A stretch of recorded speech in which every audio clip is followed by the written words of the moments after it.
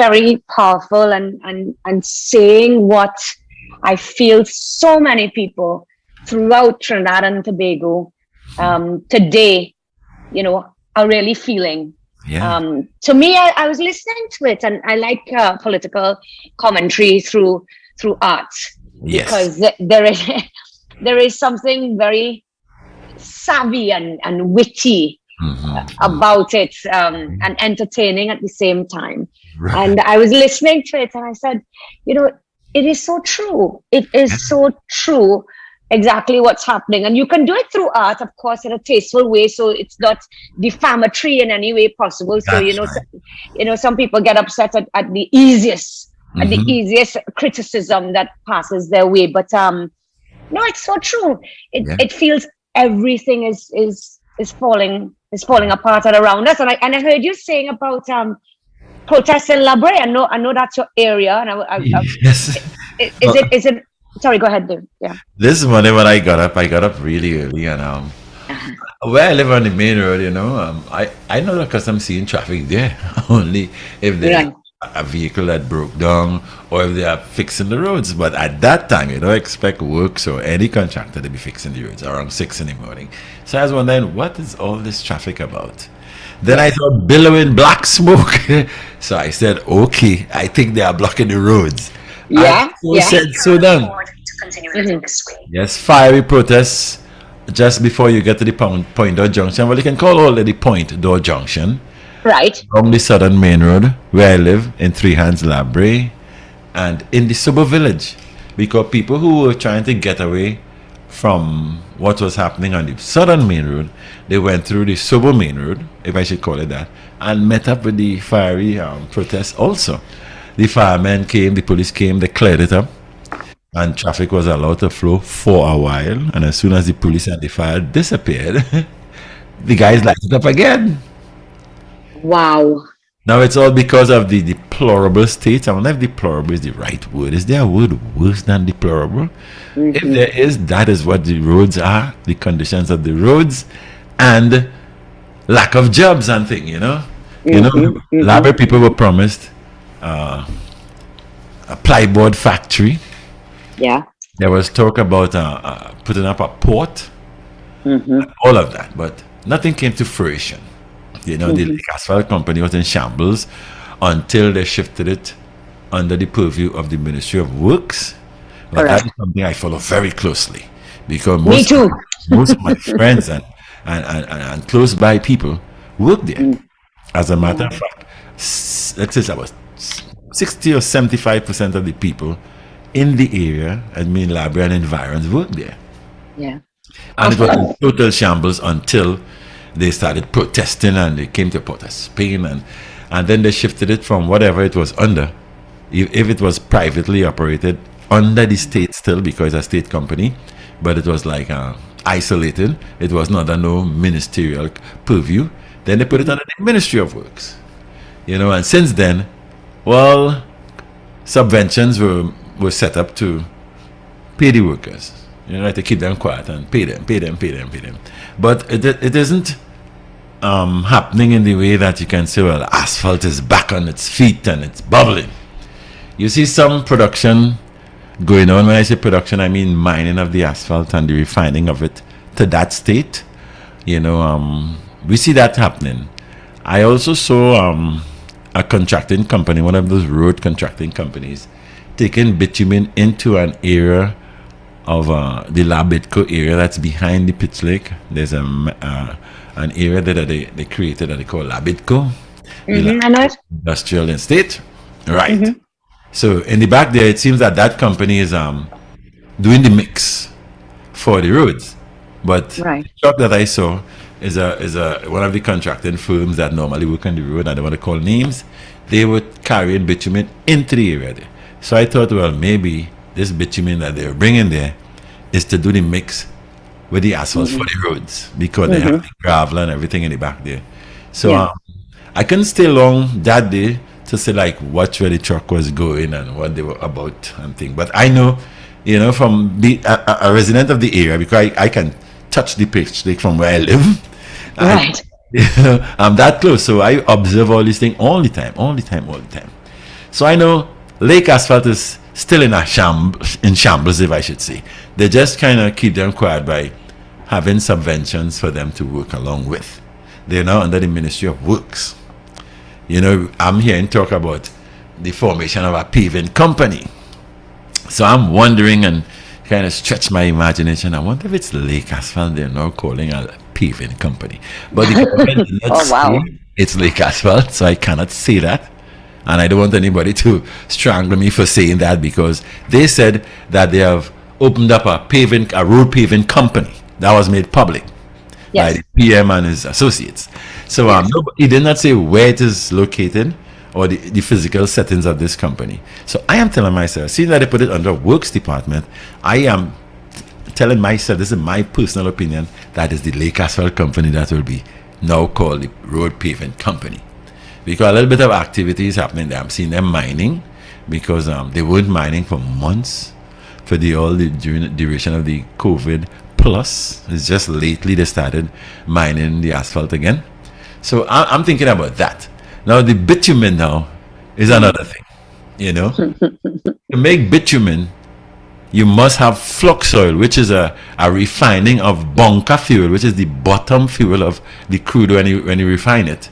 Correct. They re-refine that, taking out all the water content and stuff, and then mix it with the refined asphalt. And that thins it out to form the bitumen, which is the best of anything to put on the road. Now, I spoke to some of the road pavers. I know sometimes I will stop and identify myself as this, and they will give me a little information. They told me that what they're important is what they really call colas or coilas or something like that. Okay. You know, and the guy told me it don't really hold the road good, you know. It is crack up. So that is living proof of what is happening to the roadways from Point Fountain to San Fernando. I can vouch for that, because the road cracks out in blocks. It's not like a basin sink. It's always cracking out like blocks of ice. So when these potholes emerge, they're very sharp. So if you hit it, you can either burst your tire, twist your rim, or damage shocks and all these kind of suspension parts of your vehicle. Yeah. So I used to work in the oil too. I worked in the refinery. I worked in the laboratory. I work as an oil stocks clerk. So I knew the runnings of a refinery. You know, and the making of flux oil and all of that for the production of bitumen. So nobody can fool me about that. I made sure and knew that to a T, because at 18 years of age, I was the OSF's clerk in Texaco, you know, in Brighton. Wow. So, you know, I was like, as a youth man in control of this whole refinery. When Point Up needed information, they'll call Brighton and I will answer the phone. So I know. This? They can't fool you at all. No, in those days we had a small refinery in Brighton that made the best diesel, light and heavy, you know, and but they mashed up all of that. Even the golf course that surrounded it, which was one of the finest in the Caribbean, all of that was destroyed. So Brea itself, which was like a nice little tongue, it was like a tongue. It had more potential and it was more attractive than Point Fortin, because there were magistrates court, library, revenue office, what people call the I forget the name they call it, the warden office, the old people used to call it, but it was the revenue office. We had post office, we had libraries, we had everything in Brea. Brea was a nice little town, and with the Lake Asphalt Company and Texaco back in those days, it was an area that attracted people that came in from all about to live. People took up residence there big times. But for some reason, after the collapse of all of that, the depression set in, and Brea is now a very depressed place. Trust me. I look at the youths walking around like headless chickens, wandering, nothing to do. All you see in the involving of the youths are like CPEP or URP work, where they're chopping little grass on the side of the road and all that kind of thing, you know. And that bothers me big times. You see people, you know, squatting areas have developed in Brea like never before, you know, and all those things bother me. So now that is a red and ready tongue, you know. Trust me. That is a red and ready tongue. I have no problems with that. I am neither of the above. That's why I emailed you and sent you that message. I know. So that can change my vibe, you know. Correct. Correct. And Richard can attest to it. For years I've been talking about this. For years, Daddy man. Very. For years, many years. Yeah, welcome, Richard. Welcome. But it's very appalling, and it breaks my heart when I see the state of Brea now. So I hope that somebody will come and set the things right and put the youths on a direction that they can focus on changing that kind of daycare lifestyle. I think it bothers me big times with it. It irks me every day. When you have the wrong person, yeah, in the wrong place, that is what you get. Yes. What you get. And it bothers me big times because you know that cliche they had, if you put a crap in a PNM that they go vote for you. That is the vibe of the Labra people. They don't care who they put. The Libre party groups, PNM party groups, one time I joined one of them. I wanted to impact change. So I had joined one at a time and I dropped out same speed. Because nothing was happening to make me, to motivate me, to inspire me to go. But you were willing to try. You were willing, to listen. And so the last election, the party groups, and Brea is not just the area of the pitch league. Brea spans all the way to Palaseco and thing. People who know geography and thing will know, back in the days there is the Brea ward. So the Brea ward extended all the way, all like down Point 14, I think, you know. So now the electoral district expands to Palaseco and stuff. So that area, I can't talk for that area, but I've been down Palaseco a couple of times and it's reaching the stage like Brea. Trust me, it's coming to that. But what I'm saying is that nobody seems to be interested. The people there in the party groups say they wanted Mr. Lee Hunt. You know? Well, I told you I was in one of those groups. So information came back and said, no, not Mr. Lee Hunt, or choose somebody else. The group sent back and said, we want Mr. Lee Hunt. The boss might say, hello, all rock so. Take Mr. McClashy, you understand? Who was a member of the Asphalt board finance. He was in the financial controlling department of the board. So Mr. McClashy came and overwhelmingly they voted for Mr. McClashy. But I live a couple of houses from Mr. McClashy's office, and I have never seen Mr. McClashy. I've never even seen a fancy vehicle to say, well, that kind of car, he must be there. You know, I am a PNM, and Robert would say, I'm a Vex PNM.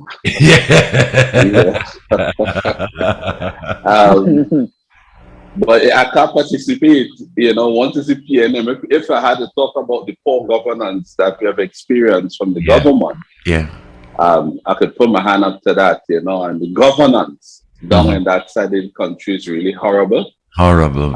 And the people ought to express themselves, and I hope they do so soon. Well, of late, they are. Because there was a badge that docked there. That's right. Just for a pause. The badge he wasn't apparently even there for any kind of repairs or anything. No, nothing like that. And the boys came out.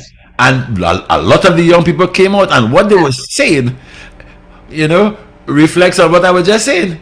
That they don't Who packed there? Who packed? Was a badge. A badge that books. Yeah. A badge is not a boat really, yeah? It floats like a boat. Yeah. It's in the sea. Yeah, in the sea. It's like this big block of steel in the sea that they do all kind of work. That's what they put the cars on last time to move between Trinidad and Tobago. Right, a badge like that. Yeah. But they just paused for a cause, but people are so underemployed that at the slightest thing they gathered to look for work. They did. So they saw a badge and they went out for work. Yeah, they went out. That's political leader. What do you make of that based on the governance in the country? Well, let me tell you what they did, and I just want to follow through with Daddy Mac. To me, I felt really emotional when I saw it because they weren't getting on crazy and quarreling, and there was a deep sense of desperation. Young men speaking properly, knowing their work. And hear what they said. And I remember it so easily. We are welders. We are fabricators. We want work. We want work. We can do it. We are just as good as everybody else. Don't bring anybody else to work. We want work. And I feel emotional, just talking about it now. Seeing people somebody had WhatsApp me and asked me to make sure what Stevie 6 News. That is what I was supposed to see. Well, not really. What you were supposed to see. Yeah, sorry, Daddy man. Yeah, what you were supposed to see was a total different thing. But I don't want to interrupt the conversation because it's totally different to what I'm talking about. You can tell us after because I want to know now too. I want to know now too. But they were saying, the people, the residents, they were saying, Rich, they were saying, we're fed up of poverty, we're fed up of unemployment. All they feel that we could do here in Brea is sell mangoes. Oh God, I get emotional even more now. And I thought, oh Lord, and they're saying, listen, that we're skilled in this. This is what we could do. This is what we could do. And again, I see an opportunity for the MP to sort of go down, or for the councillors or whoever it is, go down and say to them, they say, oh, everything is. When ship repair comes on board, when this comes on board, people need to eat today. People need to eat now. The boys are saying, we are qualified. We are the best. We are talented. We have the skills. We're begging for work. How can, if they're begging for work, you have to address this issue. And they say, and I mean, we're not being biased, Rich, but they say all the money comes from the South, right? Yes. But it's the South that gets the most, I don't want to use words that will get me in trouble, but that people disregard us, down in the South, in Point and Brea. High level of neglect. High level of neglect. It cracks us. When you look at it, and you're right about Palo Seco. I was actually down in Palo Seco. A lady called me and she needed food. And we were doing the hampers, and I went down. And if you continue driving all the way, you get to the fishing depot and things like that, right? Yeah. Like a ghost town. A few people selling on the side of the road. Beautiful. Surrounded. I mean, we're surrounding with natural beauty. Teeming of fish. Yeah. So even if you come up with a little idea and say, well, let's put in and just invest in some storage facilities. It brings the community together. People go, people from neighboring communities will come also and buy fish and just get things going some way or the other. But I just started to see everything going downhill. The roads, I mean, we don't need to even speak about that, but I started going downhill. And I started to see, when you used the word earlier, Daddy Malcolm said depression. Yes. When you can almost physically feel an emotion in the air, where you could feel it. You could just feel around you what is happening. And almost like people had given up because they felt that everybody had probably given up on them or their MPs. And I mean, the word a kind of word to use is, neglected. But those boys really moved me, when they said, everybody thinks that we're good for is to sell mangoes. Yes. And the thing about it, too, Mickela and Richard, is that the MP for Brea is the Minister of Labour, And Labour, Labour. And it's Labour those fellas who offer it, Yeah. There are a lot of underemployment. If someone had come and take their names, right? Even I think if these boys have to travel to go, I want to give the government maybe an idea. Set up a labor bureau of some sorts. If you have a skill or things that you can go, so it's not just government work. Maybe so you could choose from a list. Yeah. Of people who have the skill, and if not, companies can as well, because maybe governments could vet them and that kind of thing or something. You have to create jobs. Without jobs, there's no money. Without money, there's no food. There's no where to live. There's no where to send your kids to school, and you stay in this vicious cycle of poverty. and you can't close your eyes and pretend it's not there. That's right. This is what burns me to the core. You know, you're the Minister of Labor. Go down there and talk to people as well. Tell them they know better. You're not even there, so they know what's going on in their communities. Talk to you, Daddy Mark. Yeah. Well, I tell you, I live a couple houses from the office, and I have never seen the man there. I'm not saying that to create no kind of a blah blah situation. I just want to say that, but I've never seen him there. I had done so people saw a badge, Daddy Mark. Yeah. A boat just pulling, you know what I mean? The badge. No, that area, Richard, is an area where the Tufco people built a lot of platforms and stuff. Yeah. So there's a mega port-like settings there, where ship will come and park and, you know, probably spend a little time. Well, I know this badge. Well, when I saw the protest action on the television in the news. So I was saying, how come I didn't know about this? Because I'm on top of the game in library. I make myself the library lip. Done. Yes. So when I come to Port of Spain to work, ask Richard, I will say that, and I will say exactly what's happening there, because library is that southern peninsula, I should say, is the richest part of Trinidad and Tobago. That's it. That's the truth. So why are we being put under that kind of situation when it was never like that? I remember as a little boy, I ended up working in the oil field because I used to see everybody helmet and thing heading to the oil field. I used to ask my grandfather, where all these people going with this kind of hard hat? I want to go too. Yeah. So they're going to work. As well, I want to work there too. And I started up in the steam plant. Then I went to the laboratory. And then I went to the refinery. The guy who was in charge was a guy named Mr. Brown, a white Englishman, and he had liked my method of working. I wasn't afraid of work. I ready anytime. So I learned, when he realized that I had learned the laboratory controls the refinery. So he said, David, I needed to go to the refinery and learn what's going on there. So I went there and learned it from the charged tank to the final product.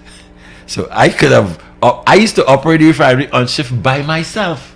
Wow. It wasn't a big expansive thing like Point Up. It was just one unit. But still, a young boy. Yeah. And after that, now he asked me, well, what do you want to do now? Because I think you're very good at holding on your own fort at the refinery. I said, I want to go into gauge it. So he sent me to well done. And I just went on till in the latter days before they said the company must go. I was the oil stocks clerk. I couldn't believe at the tender age of 18, 19, I am the oil stocks clerk. Point we were called to find out what's the stock like in these tanks. I knew how much every tank had.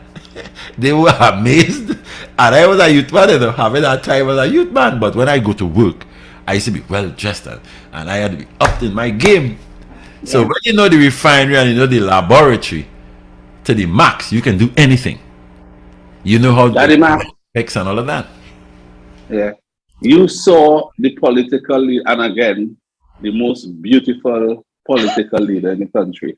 You saw her dress the other day? No, but all I saw, and I had to respond one time when she said she's going up for the 2025 election. I said, Lord have mercy. Hallelujah. Young blood in the business now. After about the old school corruption and all of that. So I said, geez, time for change, man. So I responded one time. He did. He did. It's something you can't say. Thanks, Richie. You look professional. It was a really good presentation. It was done. I thought I was looking at somebody like Rachel Maddow on MSNBC. Which is so many levels above the level of our politics in this country. She was the brightest person on the American media circuit, and perhaps even around the world, everyone tuned into her. She had the highest ratings. You would have known Rachel Maddow, yeah? Yeah. Yeah. So now she's into other stuff and so on. Yeah. But I always looked to her as a standard, a huge standard. And you, I was looking for your station after, because I thought we had gotten Rachel Maddow back, you know. But it was a very nice piece mix. I think you should run it again. I don't know if anyone in the team or so should put it on television and run it as an ad for a few days, because that's your contribution as a leader to the budget. And I think it was really meaningful. It was not personally critical to anybody. Addressed the issues in the country, and those were really, to me, relevant. And must I say, really, a really solid, mature political presentation. I think it was very nice. Thank you so much. Yeah. Thank you so much. Thank you so much. Thank you so much. Thank you. How can I? And I said to you, I text you back and I said, when, this coming from you and Daddy Mac as well means so much to me. So thank you so much. I felt the time was right, and I listened to you, when you give me advice or you speak to all the other leaders, I listen and I absorb it and process it. And I feel, 2025 will be upon us very, very soon. Yeah. And therefore we need to start working and to do things differently. You're going to have to choose people. People need to know the candidates before. People have to choose their candidates if they wish to choose their candidates. That political parties, we don't, voice people on them and say, just vote for, voting sake, or to vote people out, vote for this person instead, or, and have people working and show commitment from now to your constituency, or in whatever way you want to get involved to, building the party and things like that. And I felt it was important, to say from now that we were going to contest. And I have to tell you, Rich and Darimat, the response was just so lovely, so great. And the only words that could come to my mind is that I felt so humbled. It was just I was shocked and happy, and the words of encouragement, and the young people who then were texting and saying, please, would you consider me to come and work for the party, and how do we join the party, and can we do this? I mean, throughout the countries and areas that I would never have thought, that I thought probably parties had a bit of a stronghold in. So I thought you'd probably get things some more undecided, but that wasn't the case at all. So that's good. And now it's time for me. And I felt, and we spoke about it as a party, to start to walk the talk. We're gonna do it, and you have to be out there and working, and so people wouldn't turn around and say, well, where you come from, and what have you done? And my style is slightly different to the others, and quarreling and making noise, and we can all say how badly the government and the opposition are doing, but I do feel it's a breath of fresh air to say what you're going to do.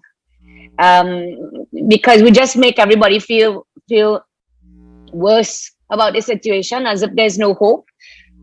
But I think we want to do that. We want to create hope and solutions. And when you speak about jobs, I don't feel it should be spoken in a vacuum and simply say, I'm going to create 60,000 jobs. How are you going to do that?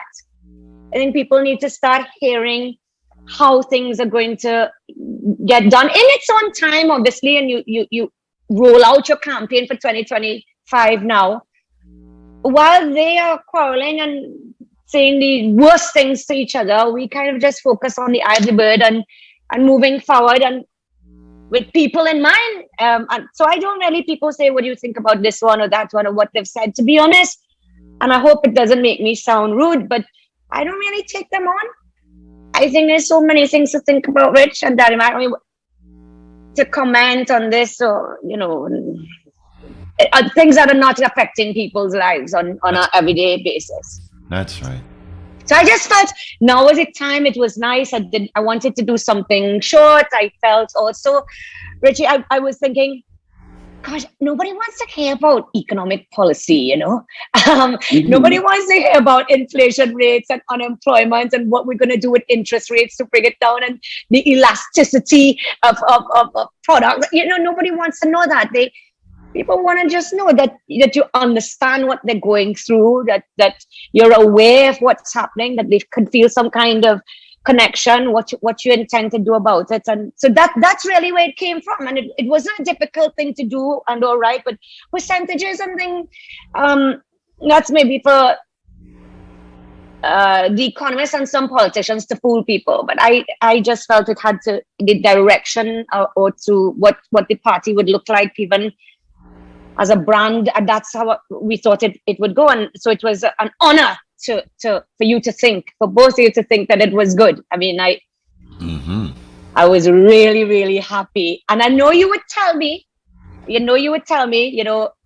okay, Vic, B for effort.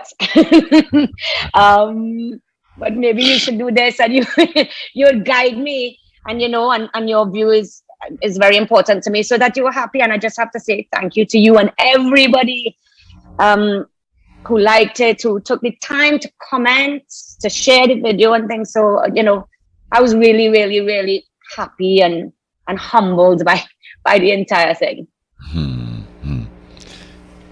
I think you should get it out. I will. Nothing wrong with running it several times through different media houses and put your presence out there. It's a democratic country. You have your party and you want your message out there. You want you out there and you want people to know, what you're doing and how you can do it. I think it was very different and sobering compared to what we could coming out of the parliament. And from some of them, I think it was a message I could easily give people hope, and hope in the context also of a new direction for the country. And so I think it's something you should really put out there. And just the way I felt that it was impressively done, I am confident a tremendous amount of other people would share a similar view. Well, I know a lot of young people who, before Mix even said she's going to run for 2025, were saying they hope. You see Mickela Panday? I will vote for she. I used to hear that all the time. But I wasn't partaking in that conversation because I wasn't sure until you come out for 2025. And I said, wow, this is fantastic. It's about time. Yes, and there's a lot of work to do, and I feel work starts now. And we're not going to do, the other parties, Rich and David, what happens is that they accept that they have bases and they don't need to work, and they will play tribal politics in some instances. They will play the corruption card in other instances, and that's really where it goes. And that's what will happen. And then an election could be called at any time. And then, I don't want, the PF to get caught with their pants down in any possible way where people call an election. We ain't doing it. No, we have to work and do what we can to help people. When I was thinking about doing this, people talk about, is it going to be a left-wing party? Is it going to be a right-wing party? Is it center? Is it liberal? It's this. And you know what I said? I said I want it to be a humanitarian party. And I said, what is that? I said in Trinidad, the politics kind of fuses together anyway, because you can't really say one is kind of labor, one is one way or the other, especially today. But, putting the welfare of people first. And I think to that extent, it's important because that's how you form policy. Because if you believe on one hand in business or one hand in trade unions, that's how policy is formed. But I think in our small country, there's another way to do it.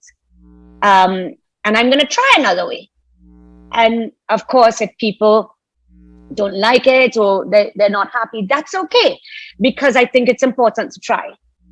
And I think sometimes people want to see something different, but I also am very, very aware that people are afraid of change. And those who are not afraid of change are wary of change, wary of politicians and that they only talk. And so we've got a little time to prove ourselves, and that's what we'll be doing. And talking about that, what do you think about my girl Karen Nunes Teixeira, Richie? And her wonderful attempt to challenge for the post. What are your views on that? I think I always admire people who, present themselves to serve. She has not, come on the program and sat in a chair and make her comments and walk away. She is prepared to back it up. She believes that she can do a lot better than Dr. Rowley. And she wants to take up the reins of the leadership of the party and hopefully down the road sometime get to lead the country and implement what she believes she can do better than what he's doing, because I think she's of the view that what he's doing, let me just put it in my own words, it's why so many people are running for leadership in the PNM now, because so many people have realized that the current leader has so many shortcomings, and he seemed to be still getting away with it. They have the view that they can do a lot better than him. And she's convinced that she could do significantly better than him. And I believe she could easily, significantly do better than him. And I believe you could do that. And people like you, before I come back to I can't contest. I can't contest. I know. People like you, Jack Warner, and now Mr. Duke, who saw the need to step out and form your own party and decide to paddle a canoe in your own direction. That you all are in a special group. You all are a special group of people in this country who are prepared to back up your actions or your expressions or decisions or even positions by creating a vehicle that could get into office to address the issues you all believe are the more important issues to the people in Trinidad and Tobago. And that's important. While Karen didn't form her own party, she has decided to offer herself to fight in the party to which she belongs because she's a member. And she said, well, listen, I could challenge this guy and perhaps win. For me, I hope that she's successful. I wish that she's successful to lead the PNM. And I would be really pleased to see the end of the run for Dr. Rowley, not because of Dr. Rowley himself, but because what we have experienced by his policies, at the hands of his policies, they have not helped the country, they have not helped the people. I think Dr. Rowley is a nice person. I still like him. I think he's a family individual. I think he's well groomed and he looks good. He's hugely eloquent. And those are likable traits and qualities. But his policies and his performance and his style of leadership, those things weren't good for the country. They didn't help the country. He has spent almost $500 billion. And the economy today is worse than how they met it in 2015. You all told me today a badge probably pull in for the people and then to get some water and a whole community come out looking for work. It sounded like they were prepared to scrap the badge and put it back together to demonstrate their talent. And they just didn't get to do that to show how talented they are. But look at how poor this is. You know, youngsters are asking for CPEP or URP. These are guys saying we have skills. We have skills. Create an opening for us to apply our skills to what the skills were designed to be applied to, so we can help move the country forward. I mean, as a prime minister, should be ashamed.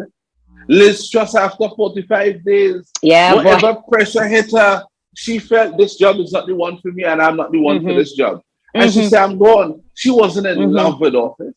You understand what I'm saying? So that's why countries like England will continue to progress. Because they don't have people going into office walking with what you call a bucket with mortar in it, and they have what is this tool? The trowel, So when they sit down on the chair, they throw mortar over their foot and smooth it out with the trowel and say, I'm leaving. I mean, come on, no matter what. Liz Truss is not that. Liz Truss said, in other words, I come to lead this country, and she promised the people she'd fight to give them better quality jobs. She took a position the other day in the parliament. She didn't get the support. And when she went home and seemingly thought of it, she probably felt, well, if I can't get the support on that, this is going to be a major uphill struggle It's better put somebody who can more easily get done what needs to be done. And for the interest of the country, she decided, I'm gone. 45 years. This whole country marching. People all up and down. Somewhere coming from south, I see something they said, man, where they said, Imbud, how you? Imbud, you saw that sign? You saw it, Mickela, yeah? And I mean, it's HYMC. And somebody told me, but I thought I interpreted it to mean Imbud, how you run in the country. That is, I mean, how you managing the country. That's what I thought it was there. How you managing the country. And the man said, Noray, it's only you can come up with that interpretation, you know. You went as fast to say sometimes that the man can skip you and play song for you, and it's only you are looking to interpret it now. He said, Noray, let me tell you what that means. He said, Noray, hold it and stuff. He said, I would have telling him, but you see, look at the disrespect as well. Yeah. Look at what the people in the country had to reach to. And you wouldn't get one resignation coming out this cabinet. Not one. And let me tell you something Dr. Rowley did to the cabinet, and then it's all yours, Mitch. It's all yours. No, Dr. Rowley did, Dr. Rowley, I don't know if you remember when he was going into office, he said, and in a press conference, he told everyone not to fall in love with office. You all remember that? Yeah. Right. And I've been studying that for some time. And I was saying, he's saying that perhaps because he's in love with office and he's probably trying to convince himself that he's not. That's what I was saying. But I think it might have some of that in it too, but that was the more simplistic interpretation. What I've came up with now is, when I look at what's happening in the country and the cabinet, just staying quiet and following him down a path of nonsense, then it came back to me, that's what that statement was about. Let's dissect that statement now. You know, when somebody tell you not to do something, that's the thing stays in your mind the most. Curiosity. Now you want to know, why they tell me not to do that? It's like the Lord and the Garden of Eden, when they were told not to eat from that fruit tree. That tree became the most interesting tree. It had other trees they never ate from, you know. Yeah. But that tree, anywhere they turned, they seen that tree. So that tree, they said, no, don't go there. This tree, yeah. Right? Until Eve, allowed a serpent to convince her to take a piece of the fruit, right? Well, when you say don't fall in love with office, what happened there was this. He knew, I'm saying that, he knew when people come in as ministers, they would like the treatment they will get, how they are viewed, how people serve them. You know what I mean? How they could behave and conduct themselves. He ended up liking it. So he knew that would have been an automatic thing that would happen to his cabinet, the new members. But he also knew by telling them not to fall in love with it. Hear what he was telling them. This was it. Just remember, I'm in charge. And any day I choose, for whatever reason, you may be out the office. So while you're there, and I know you will love it, because now you're already examining, am I in love with office? I should love this office, because you put in your mind, don't fall in love with office. So when you're there now, you analyzing whether I love this thing or not. And then if you discover, wait now, boy, I really like this. I don't want to move, you know. What do you think you start doing? If he wants to pass something in that cabinet, all you have to start whispering or send somebody first is that I consider a cabinet adjustment, you know. That's all you have to say. And then you go in cabinet and say, I want the cabinet to pass this or what this done or what that done. What do you think everybody will do? To make sure. So manipulative.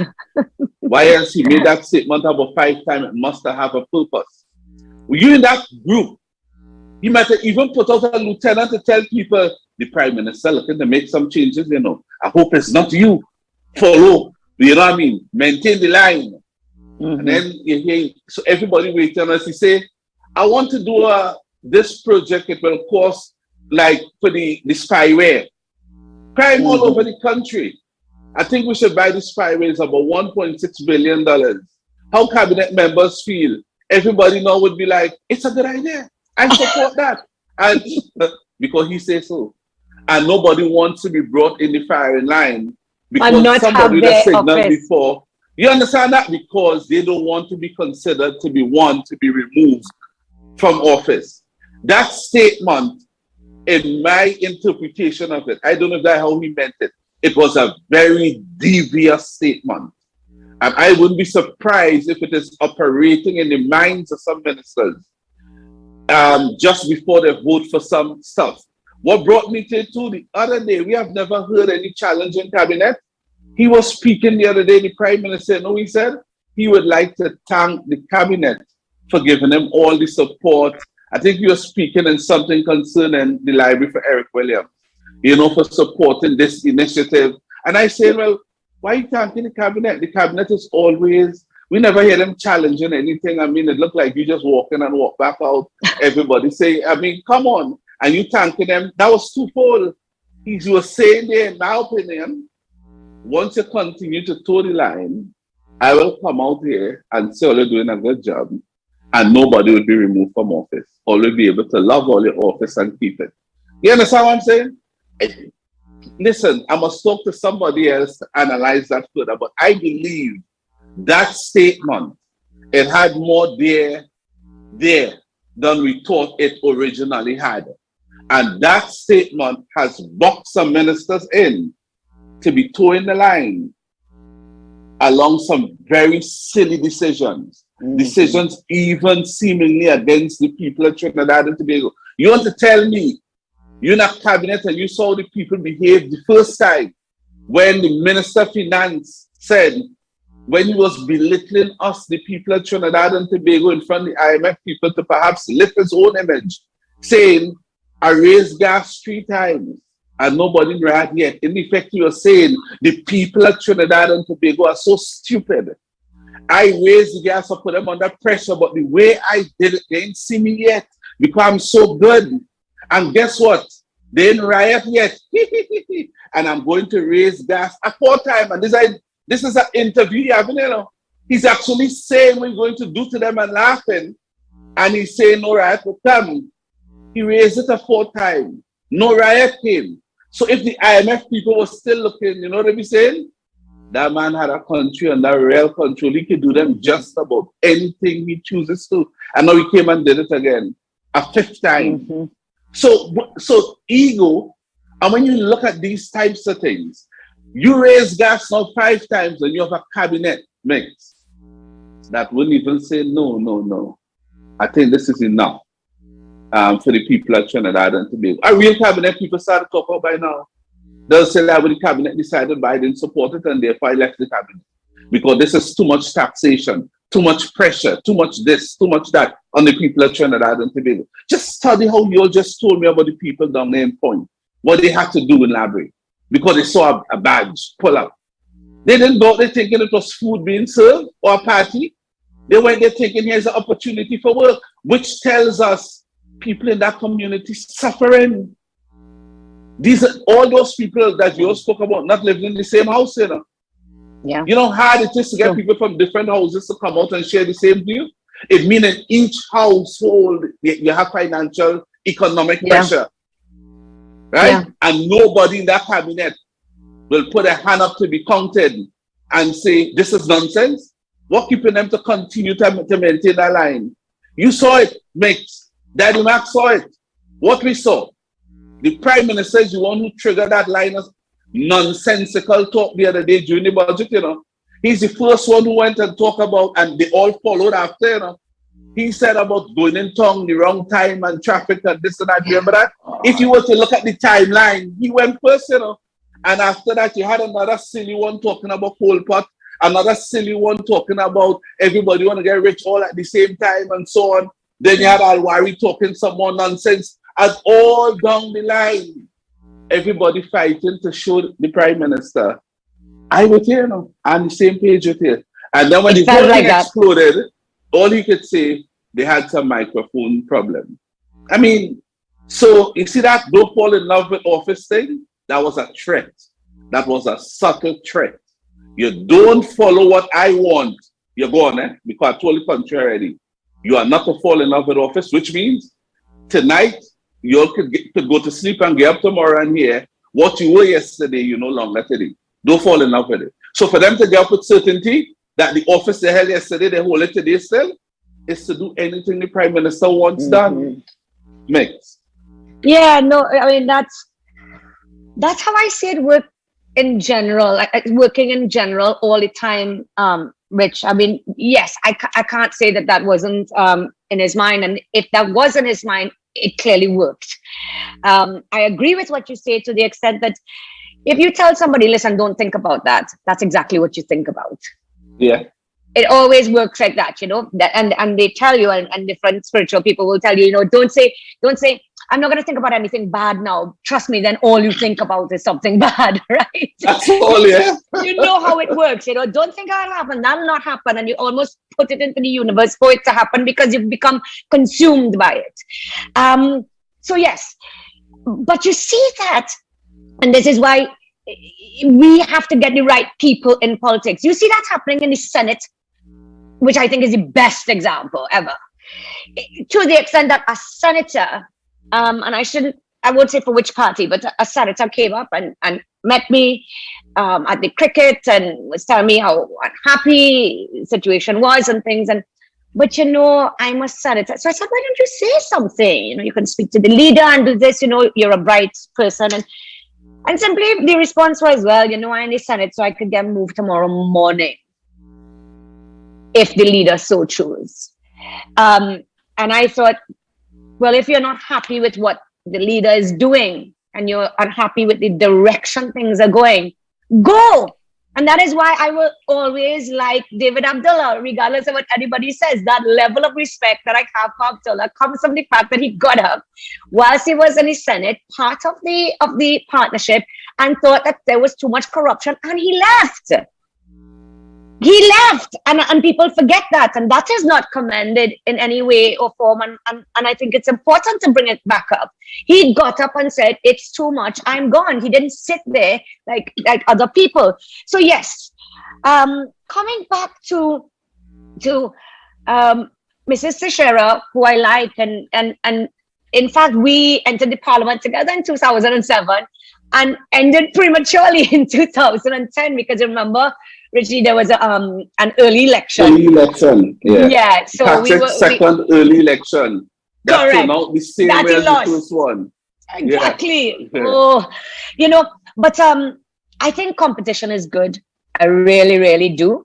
I think democracy is good. I think she is lucky, and I want to put this on record, that she's able to take part in or contest a free and fair election.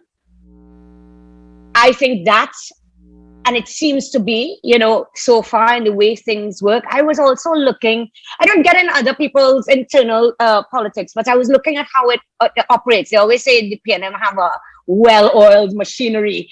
What I also saw, and Richard could correct me, and probably those listening who may not know if I'm wrong, there are positions that come up and people fight a position. It didn't seem to me that people were putting up slates, which I think is a really good thing in a way. So Karen is contesting political leader, but she hasn't put up a slate of all the other positions. No, she's just running with a candidate for chairman. Okay, so you could run with a candidate for chairman. So there's no slate. And one of the reasons I really liked that was because I find in the aftermath of what you see happening and has happened in the UNC, it splits the party. And it's very hard to come back afterwards because there's so much animosity and things like that. But the political leader is running with a slate, eh? Oh, he's running with a slate. Yeah. Oh, so I didn't, that's what I didn't know, forgive me. So people, so it's just like the UNC then. So people can go up, I'm the political leader, and I go with an entire slate, or so he's not just saying I'm going for political leader. He's chosen people to come in. These are the people I'm working with. Stuart Young is his chairman, Alwari public relations officer, secretary, general secretary is Mr. Foster, and so on and so on. The whole list, he has the whole list all the way down. Oh, okay. Well, forgive me for that. I thought it was like, it felt nice that it wasn't slates, because and sometimes. And we just learn from the past that if a political leader has a slate, it kind of shows a favoritism towards one, and it's just hard to unite afterwards.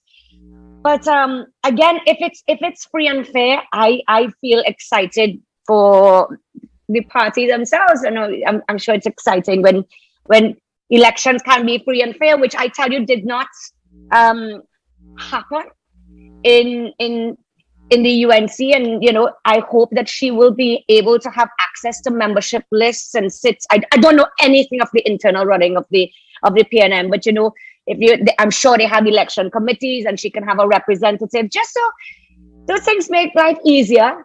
But I do like what she said, and it resonated with me. And it doesn't matter which one wins, but what she said was, I'm here to strengthen the party.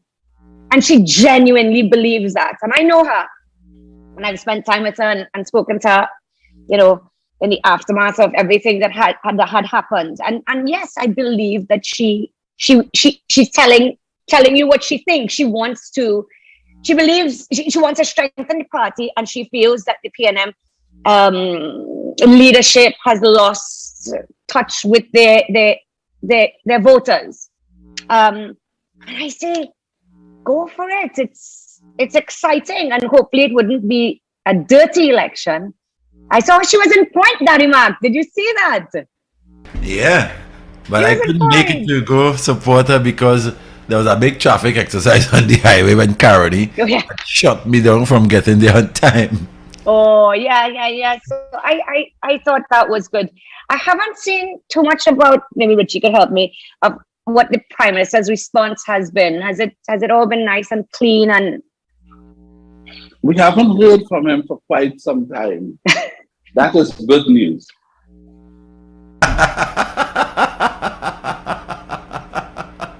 He walked into that one. What happened on the TV6 last night? No, I didn't look at the news. Some of the news. Tell us about TV6. What was the gossip? Tell us. You know, the marketing houses.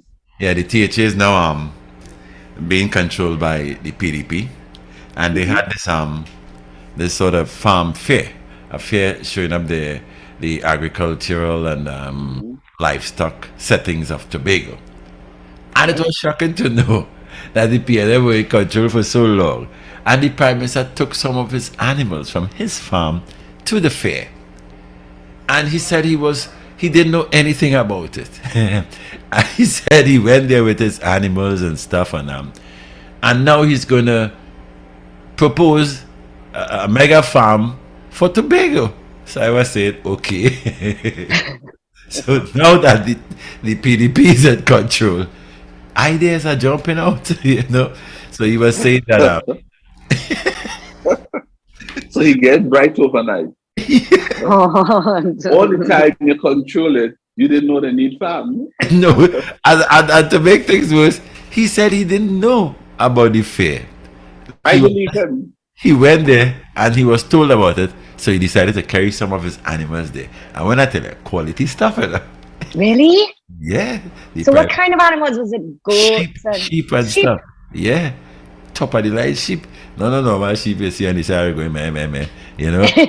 Barbadian, black belly and all kind of thing. You know? Top of the line things. So, and he was looking very happy, bubbly and thing. But what was blowing my mind, I wanted Richard to see that so bad, but by the time I sent the message to Richard, I know Richard is a busy guy. So he probably yeah. But I know he has this fancy system where you can rewind and now pull it back up. That was last night or night before? Last night. Oh, I can pull that back up today. Woo! You know, and no, Mix will have that too. That is a DJ. I don't have that. I want that. I'm missing out everything now. So now I can pull that up. Yeah. Richie, tell me how to I don't watch the news anymore. I told Daddy Mac, I pull it back up. Look at the part I want, fast forward everything. Look at what I want to. In less than 5 minutes, I done. You watch the news already? Already? 5 minutes. 5 minutes. I put 5 minutes for the news. So Harris, tell me what you all think about this, because I've been looking, right, and I want to recap something with us, and I know I really want your view is so important to me. This situation, as we brought up the THA, because something came out on Facebook. I don't know if you've seen it. And he posted something. So I just run you through it and for listeners who perhaps didn't see it. So we know the Duke Farley ongoing saga that's taking place, to me, sadly, on social media. I think you both are in the same country that you could go and sit down and talk with each other and hash it out. I don't feel ever so often you should just go and make noise and thing on Facebook. But still, that's different person's style. So, Richie, you remember, first of all, I wrote it down so I don't get anything wrong. First of all, you brought out the Facebook video. Then Farley responded that there should be an investigation into Duke, building up to what happened yesterday or today, right? Then Duke fired Farley and 3 others as deputy political leaders. Then Farley threw down the gauntlet to bring a no confidence motion. Then Duke resigns as deputy chief secretary. Farley's taken legal action against the deputy, against Duke. And he's done that because he leveled allegations of corruption leveled against him, alleging that alleging the collection of bribes or money and things like that. All this is just out in the open, crazy. So a pre-action protocol letter was sent, etc. Now today, so I don't know if you saw it, Richie and Denmark. He wrote, it's either today, but it's on Facebook. There's a huge long written post and then there's also a video. But what he's saying is he's questioning his team's ability to manage Tobago. Well, this is only like 10 and a half months after the election, right? He called them uneducated and childish. He accused Farley of, this is the part I thought was really strange, sucking the PM's big toe and trying to breathe in the oxygen he exhales. Okay, I never heard that in my life, but okay. Then he said, I don't know what to say. Why are you sucking somebody's toe? It's so strange to me. He says, these childlike experiments with public funds is not condoned or supported by the PDP executive. And it's another betrayal of Tobagonians' expectations of this incompetent executive. My advice to the team is to listen to Tobago people who put you in office and stop selling us out with your pseudo intelligence. And those are strong words, and he also does a Monday night something. And I was wondering what you think in terms of if it continues, if it's having an effect, if it continues, will it, if it's not having effect but continues, will it then have an effect? And ultimately, surely it is the people of Tobago who may suffer, because it seems that you have 2 leaders. And in effect, I guess you do have 2 leaders. But you can't be fighting yourself in and out of the THA. Inside you're shouting, outside you're shouting, and you're really saying that you have no hope and faith in your team. I don't know what you think, Rich, or if you think this is healthy in some way, or maybe it's better out than in, or I don't know what you think. What I think is that all this is internal disappointment and anger within Mr. Duke that is still coming out. It's hard to know what he did to get his party in office. It's his party. Yeah. And even if Farley helped him to get the party in office, the bottom line is that the party is in office and technically he's out. And it appears as though it's business as usual in Tobago and he's just outside. In addition to that, if he had not given up the leadership of PSA, he could have been what he is in the House today and continue to run PSA. So you'd find that there would be some internal, if I could just, for lack of a better word, internal demons fighting with him. You know, he'd be wondering, why give up PSA? You know, I really wanted to keep, remember, he didn't want to give it up. No. He wanted to hold on to PSA and see if he could find a way to be on the executive in the THA, right? Yeah. But just couldn't work. So he gave up that. Now he gave that up. He was called upon, or he decided deputy chief secretary, something less than he was before the PDP went into office. So you'd find some frustration playing out there. What I think the Tobagonian people would do that would help Mr. Duke, because I share his disappointment. I don't feel undoubtedly as he does. If I was in his position, I could identify with that. So what I think would happen is that the people of Tobago, they're quite understanding. They would help Mr. Duke. They would comfort him and let him look to the future to take his mind off and now in the context of the bigger interests of the people of Tobago. Yeah. And that may help him when he takes that look into the future to soon stop bad talking, if I could say his executive or his former executive in the THA, and allow that to play out and let time, does what time always does. And time will either put Mr. Duke in as Chief Secretary or keep Mr. Farley in as Chief Secretary or put both of them out. But the Tobagonian people, I believe they are just being patient, and that patience will be communicated to Mr. Duke. It will take a little while. It's a process for him to become comforted by it before it takes root.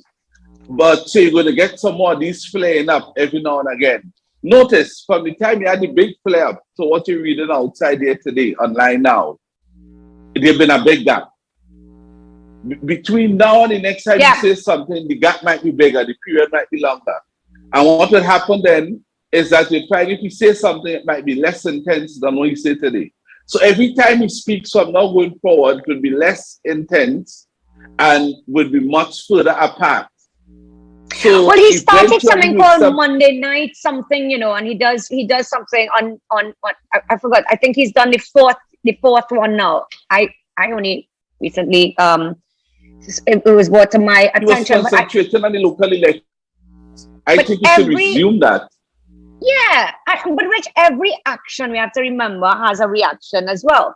So whichever side people take, and I have taken none because I don't think that's the right thing to do. I hope that they sort it out. But whatever side people take, whether it's Team Farley or Team Duke, you again find that division, you again find that sort of split, and that doesn't help anybody. Especially now when you've gotten such a big mandate by the Tobagonian people who gave their love and trust and hope and put it in the party. The internal workings, I don't think it probably matters to the average man on the street. They just want things to get better. They lived under PNM rule for a very long time and they have hope. But maybe you're right. But I think it will take two of them.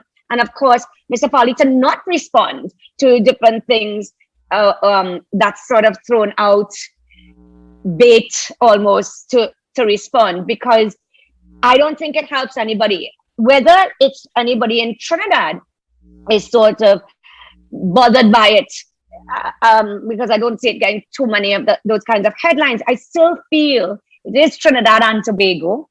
So I take notice about it because it is an island, Trinidad and Tobago, and I hope that they'll be able to sort something out, because it kind of there's nothing healthy that could come from it, in my view. And again, Richie, whether we like it or not, this is politics. Plenty things have happened. You have seen, what happened with Dad and the party and all kind of things, right? Things that were done and how they were done, and one day the truth and the facts, whatever it is, will come out. And it wasn't easy, but you have to find a moment where you have to say, I'm gonna put the country before myself and move on. I feel you have to do that.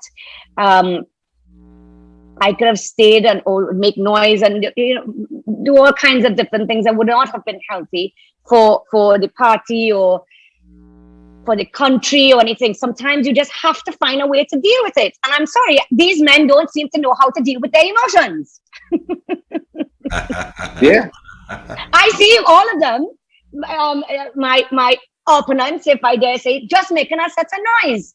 All of them. They're always tripping and they're always saying, woman can't control their emotion. Woman is this, woman is that. I think that I'm more level-headed and calm than all of them put together. Anytime you tell any one of them tripping on Facebook, tripping on Twitter, tripping on Instagram, tripping on TikTok, quarreling with this one, jamming that. And I look at these fellas, I say, they have real time on their hands, boy. Don't ever let me hear them say that woman can't control the emotional, we too emotional, we can't control ourselves. Look at them and look at me. What do you say, Richie and Daddy Mark? I think it's a good comparison. And if you're looking for even-handedness and a steady leader, yes, and in terms of behavior and so on, I think everyone would turn to you. When you want to see people who behave and inconsistent with how the gender, the male side of it, has always come across in leadership, which is also steady and firm, calculated. You're not seeing that now. We are hearing things flowing from them, from the Prime Minister, from now, that you will never expect to hear come out the mouths of male leaders. It looks like everything changing, Women, it's going next way around. It's going. Yeah, because listen to you, listen to Karen, when you listen to Camille or Penny, I get in such stable, decent, firm, profound positions. And when I listen to the men, I think it's like a clown show, foolishness. It's like who could talk more outrageous nonsense. That's what again from the male leaders. And that's why I said a long time, even in the PNM, I was calling on the Prime Minister to step down and give way to Camille, Penny, or Karen Nunes to share. So even as a man, I have taken a backseat for the time being to women because they're coming across more solid. Look at Mia Motley. There are other leaders in the Caribbean, male, wishing they could do like her, even in Trinidad, It have people who lead in this. Come on, Mia Motley is the solid, outright leader of the Caribbean today. This is the first time the rest of the Caribbean is looking to Barbados for leadership. Yeah. And it comes from an intellectual knowledge, the way she speaks. She does it with passion and sensitivity and with respect to everybody, but she gets a point across. She does. She captures your attention and your imagination when she speaks. But in this country we have here in Trinidad, when our leader talk anywhere in the world, is I think talking to empty chairs, people run. Or in the Caribbean, nobody taking the time to listen to him. Donald Trump threw something in Florida, you all remember that? Our leader was left out of it. You all forget that when Donald Trump was president? Yeah, come on, that Trinidad never experienced those things before. So Trinidad and Tobago, the country has been slighted. The country has been, look at the Americans had to put out travel advisory. That how close to 500 murders we had today. I heard 4 more murders today. Yeah, it could be around 70. Yeah. This country is out of control. And you know what? The people of our country, we are still too laid back. We're still too laid back. Because Liz Truss resigned, because while I think she took the high road, and that's what true politicians should do, give somebody else the opportunity to move the country forward if you can't get it done. But she might have also taken that decision because she didn't want the British people to start to mock her, because they don't hesitate, Oh no, that's the press. British press is hard. Very expressive, more galante, Yeah. They soon start to say she'll say, Liz, trust me, don't trust you. Yeah. They have lost all this trust in Liz. Yeah. That's what they said. They come out, the media is, you can't, no politician can buy them. No, but in this country, I can't even watch the news again because you are seeing our country, we have hit the bottom and we are digging up the bottom now to see if we can go further lower. And because say we're falling, we're there. And we are in search of another low. And the media, they are looking to put out, on one station they're listening to things, something like, garden party, and this artist and talking about all other types of things when they know the current issues in the country. There are so many, and and they need to be addressed in the media. What they call them, the fourth estate, as the fourth estate needing to play such a role to inform the people of Trinidad and Tobago to know, what is happening with it, because they're not doing anything. Today, when I listen to our leader, I cannot help but get the impression that we may have somehow surrendered as a people, Trinidadians and Tobagonians, the control of this country and the assets to a small group of people. Because they're using seemingly their media houses to not raise the issues, cover the PM, protect the PM, and the trade-off for that appears to be they get whatever they want. So we in this country might have surrendered this country without intentionally participating. Yeah. So I am saying, I hope Karen, which was your initial question, could win this. I would like to get your perspective on our party moving from 1 day vote, same day vote, to 3 days. Well, I have said here that those ballot boxes will grow legs in the night and they would leave slim, but they will come back much heavier than they left. And that's a problem. What's your thoughts about moving? We have elections in this country, same day, from 6 to 6. By 10 o'clock, you can get the results. 10 past 10. You might get the EBC results, but we don't have a take. They'll put up the country and they'll see where turning red, where turning yellow, where turning green, where it's purple. And by 10:30, 11, we know who wins. In our hope they're not party learning now, from their colleagues on the other side. I really hope they're not Venezuela, learning, because and in these places, I'm talking about in the parliament. Oh.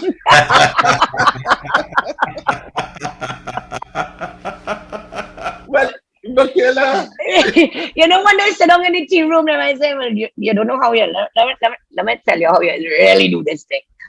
I think it's ridiculous that anybody should ever have a 3 day. Where the boxes that finish, where are they going to be kept? Right? It used to be kept in a particular MP's office, or it used to be kept in a particular place. And who has? I want to know, well, can we put somebody to stand up outside that door as well? No, you all can't stay there. So you come in to do whatever you want in the middle of the night. You're finding all kind of ballot paper and all. I mean, it is ridiculous. I have never seen the PNM operate like this, though. Now, I remember... We have lowered our standard. I don't care what they say. We have lowered our standard. I know it used to be a delegate system. And I mean, okay, one man, one vote and things. No issues with that. No, but it was delegate, then we come to one man, one vote. Man, one vote. Correct. That was the right thing. You said that. Yeah. Right, yeah. But when we come to 3 days... But you don't need 3 days. And if you're interested in voting... 4,000 people participating. Exactly. And you see, I mean, well, in some of the other parties, we know the result before the election take place. But we have to make sure that doesn't happen. No, Mickela, I want to tell you, if they go with this 3 day situation, I have told Karen on the air already, it would mean he would win. And I will not view him as the political leader of the PNM again. He will not be the legitimate leader anymore. And that worries me.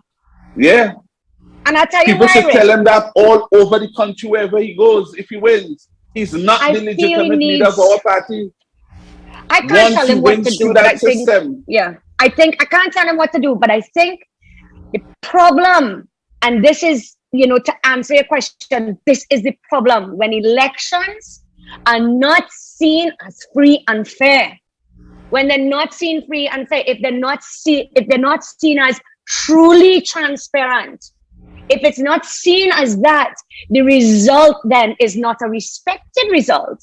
The result then is always in question. And when you have an election, the result should never be in question. And the way not to have it to be in question is to have it open and transparent. Let everybody, whether they want your representatives, is bust up the election, quick. You can do that by 4 o'clock. If you're interested in voting, in your party's internal election, you will find yourself there. Okay, that's how it works. But to go day after day after day, if you're not interested, you're not interested. Then don't go. That's okay. That's it. You stop and you say, right. I used to believe that why should it have to be all over the country? Have 2 or 3 little centers, let people come. I can't tell people what to do. But my own view is, let it come, have your, wherever it's being held, everybody have their representative, more or less how the EBC does it. You watch the ballot box, you put whoever it is to watch it, you make sure that's okay, good.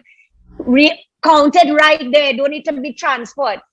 Nowhere, right there. We have to transport anything, but well, no one said transport. I could tell you the result already. 15,000 something for whatever. Sorry, let me don't go there. We're talking about another party. But the reality is, it's always around that number. Even though you know that number even vote, but still. But the point is, you need transparency. Putting aside all the jokes and fun and being cheeky, you need transparency so that the result can be respected, so that the result can be accepted, and that the party can continue along its way and say, yes, it was free and fair.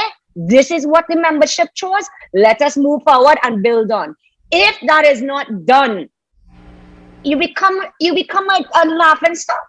Nobody takes you on. And the worst thing is to be in a position where people think that you could have manipulated the results, and you don't want that. You don't want allegations of that, and you don't want your opponents saying that. You want them to say, listen, and tell the whole country, because this particular party, the PNM, is in power, and therefore people would be showing perhaps more interest than other political parties in the political leader race. So, who is going to get there first, who is going to win, and therefore it must be open and transparent. And I did not know until Richie said about the 3-day thing, but I really don't think that's a good idea. You're going down the path of the opposition, and we have seen how you quickly, when you go down paths like that, you can lose credibility. And I don't feel that the Prime Minister of Trinidad and Tobago needs to lose any more credibility. So don't let an internal election kind of cause that. I don't know. I don't know what you guys think. I mean, but that's my view. And I know people might turn around and say, well, listen, mind your business. I'm only responding to it. I'm only responding to it because Rich asked me, what I thought. I know Rich having a little problem there. Yeah, so I'm here. I just have to give somebody something. Sorry about that. That's okay. Yeah. That's okay. Yeah. So what I was saying is, I know people will say, I should mind my own business, and I say I'm not getting involved in the PNM's internal business or any other party for that matter. I simply was answering a question that Rich asked me, which is what I thought about a 3-day election. And in that light, I reiterate what I say. It takes away from the credibility of the result. And you don't want any kind of opening where the result can be questioned. Yeah. And you are the Prime Minister of Trinidad and Tobago. If it happens with the opposition and other parties, well, neither here nor there. But people in the country will also be looking on. And people have said it before. They say, if you do not respect your party's constitution, if you do not follow your party's own rules, if you're willing to change the rules as and when they come along to suit you, is that how you're going to run the country? So there's a lot at stake, even though it's an internal election. And I think do it the right way. Do it the right way. Let them vote. If 5 people come and vote, you still have to count. It doesn't matter. Yeah. Let them come. If they're interested, let them come. Count your ballots right there. Call in, email, text, whatever. You whip that up and move on, because this is not a distraction I think that the country even needs at this time. You don't need to invalidate our process, election process within the PNM to please people who may not want to travel from here or there on a certain day. Exactly. The integrity of your process must be paramount. It's better, as you say, if your whole system and you hold it up correctly. If 5 people alone come out and vote, let them determine who win. Let them determine who win. You count the ballots and they say you win. These are the ones who participated. So be it. And you get your leader from there. But what business you have now trying to pretend you're putting out that you need 2 days, 2 days for special voting? Who come in to vote? What we doing? So our party now is a country. 2 days. I am saying the only reason a person would go down this road is because they know they're going to lose. I'm putting that on the record. They are fearful that they're going to lose and lose badly. So the only way to give yourself a chance is to come up with this nonsense. Let me tell you something. If this is an open run, Dr. Rowley does not have a chance. Not the way people call me and what they tell me and what people do on their own to get people out to vote. He doesn't have a chance. I'm telling you the truth. He doesn't have a chance in Tobago. My family have been telling me they're voting in Tobago too, and not for him. He doesn't have a chance. So the only explanation I can take away from this is that where my suspicion gone, I am saying at the end of that suspicion is the outcome that I'm afraid of that will be produced. And it would be, I will not view it as an accident. And because I would not view it as an accident, I'm saying if he emerges as a leader through that system, he is no longer, he's my political leader right now. He is. And I respect that. And I mean that. And he's the prime minister. But if he only go through this process and win, to me, all he is thereafter is the prime minister. I remain what I am, and he's not the political leader of our organization. He would be viewed as the illegitimate leader. You don't have to do that. That's not what the PNM is about. The PNM has never been about that. The PNM is about decency, transparency, so that if you have to accuse somebody, you know they can't accuse you of what you're accusing them of. Because your process was always so solid and robustly decent and transparent, and the integrity is so sound. You could afford to say anything knowing your system will back you up. We are about to lose that argument we could have made and always made. We're about to throw that away, because anytime we look into anybody else's internal affairs now, all they have to look at us and say, what all they did when all the carry election for 3 days? Who really won that election? And we had to go back inside and close the door, you know, because we have no answer for that. The integrity is so important. Rich, recently there were, and I only know this because somebody came to my office. It's difficult. I had to call you on the phone and say this one, but it's just that there were recently intern constituency executive elections within the opposition party, and again, the credibility, the integrity of nobody takes it on to the extent that the membership don't take it on anymore. Ballot boxes coming from the east or central election, right? I mean, we could sit and laugh at it, but at the end of the day, that's what happens when there is no transparency. Don't be afraid. Be better. You know, you have to, there must be transparency. We say, listen, everybody come and vote. And like I say, if 5 people voted and somebody get 3 and somebody get 2, well, we know who win, right? We know who win. There must, and that's it. Where the people themselves and your membership, because I saw what happened to the opposition, your membership itself becomes disenchanted. They themselves know what's going on, and that's why the voter turnout in internals becomes so low. It will just be that all the parties are that way. That if that happens, that is what it will be. That everyone has just kind of fused into one big mess. None would be distinguishable from the other. None. They all, and it's a grab for power. They're no longer interested in a decent process of giving people a fair shot at getting an opportunity to lead. What you see here now is that this person is saying he had to die in office. I told you your father said that, you know, and it was so solidly correct. He says either you leave office in disgrace. You remember that? What was the other option? I said it the other day. I think, or you die. Right, it's either you die in office or you leave in disgrace. And this is where we are seeing here. This guy's either saying it's one of those two options. Either fall into everlasting sleep in office, or I would have to leave in disgrace. What would be the disgrace? Starting from this election right here, this internal, the criticism will only get worse. And then he may suffer the type of defeat. Because if he runs here and when he's looking to run again in 2025, which he would have told the country when he told us in 2020, he will not. That's what he said. He didn't say me. He said, I will not be leading the party to another election like this, a general election. He said, I have places, he and his wife have places to go and places to see. But you're running now and running hard and changing the rules.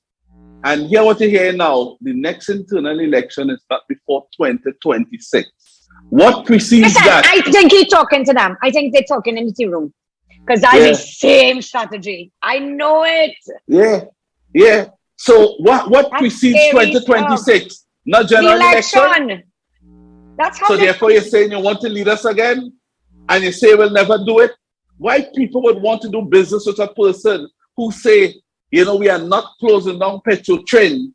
And if you were closing, opening your fridge while I make the statement, and you close it and you didn't hear what you had to say, you're going to repeat it. We are not closing down petrol. What happened the next day? He have places to go and places to see. So he will not be leading the party again. But we're fighting like this for. We're doing this for. I am saying to, and here what would happen before I conclude, and I want to say to Karen, and I want to thank you for raising it. Because sure, Karen, listening.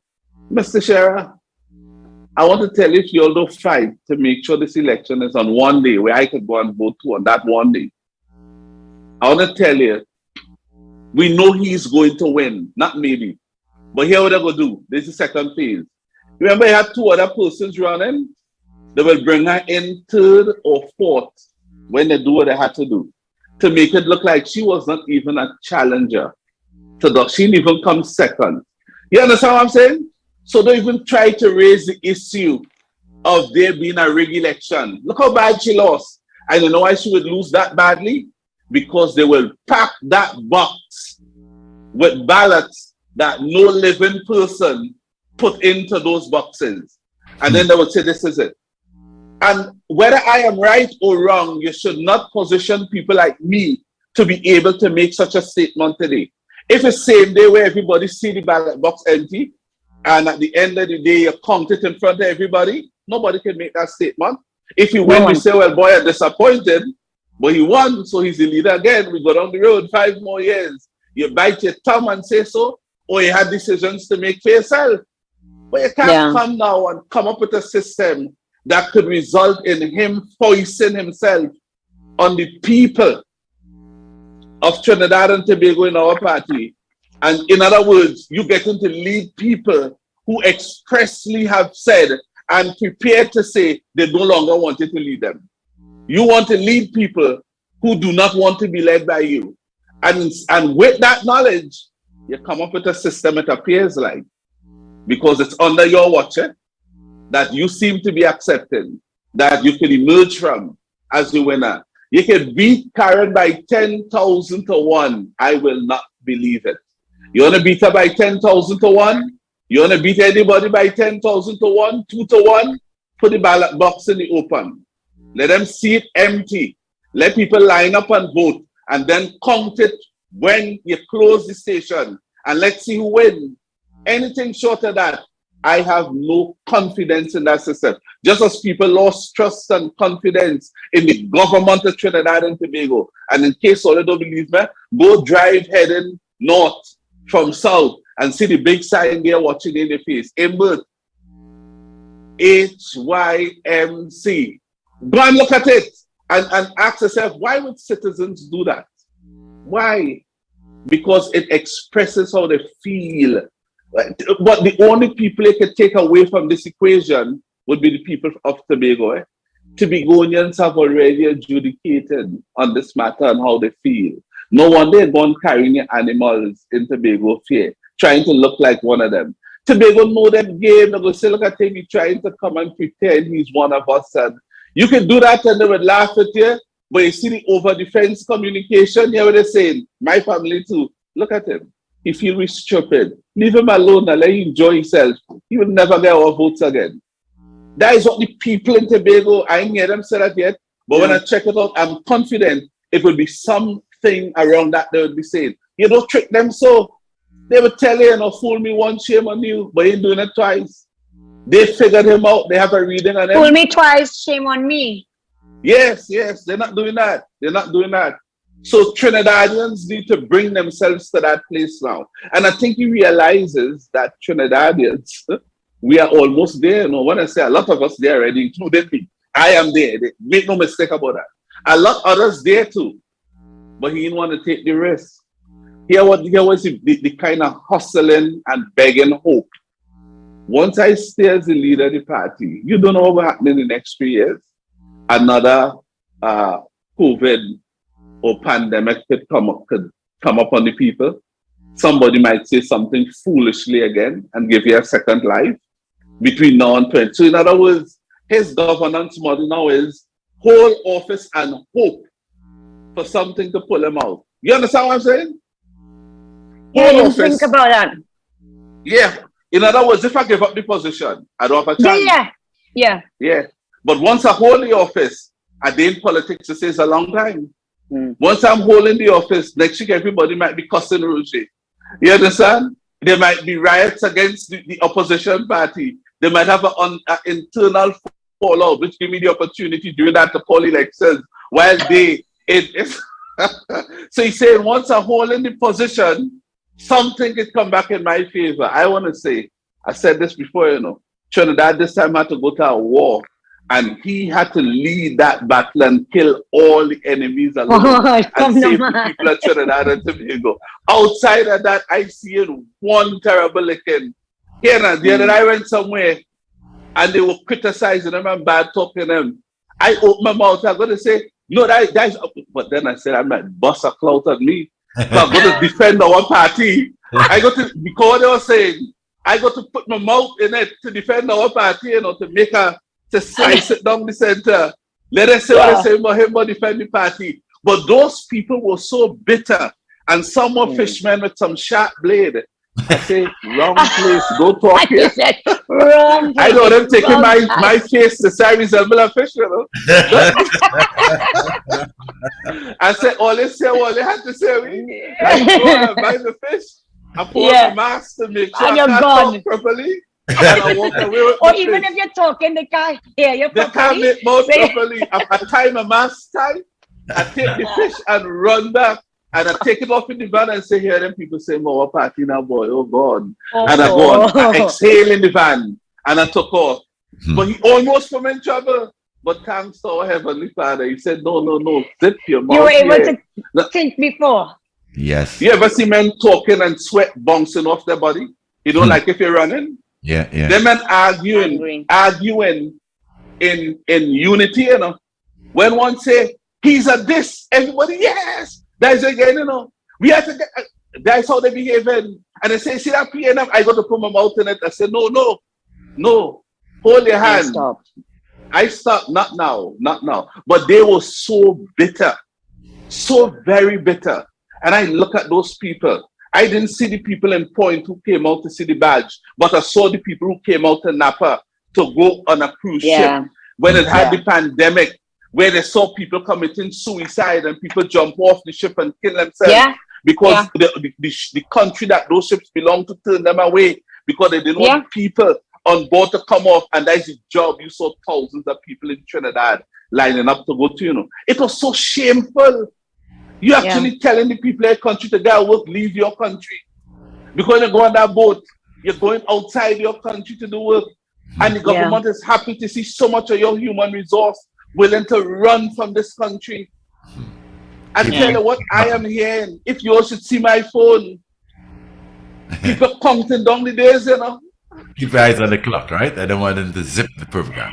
Oh, I mean, reach. We're there. Good. Yeah, Mickela, take the last 20 seconds. I know there'll be that. No, that's fine. I just, conversation is so good. I'm happy that people now believe that integrity, transparency, and accountability is important. We've been screaming it from the top of our lungs for how many years, and now it's become important, and people are thinking outside of the box, whether it is nationally or even internally within the different parties. And I think it's about time. Thank you so much, boys, and thank you for your support. Yeah, and I got your speech. So I'm going to give hope to a lot of people. Put out that presentation as a piece throughout on 2 different media houses. Sorry about that, Daddy Mac. No problem, but I'm going to look at it tonight. Yes, great. Thank you so much. Thank you, Mickela. Next week, Mix. See you next week. See you next week. Okay. Yes. All right. Bye-bye. The news straight ahead. Yes, news is straight ahead. On your belly.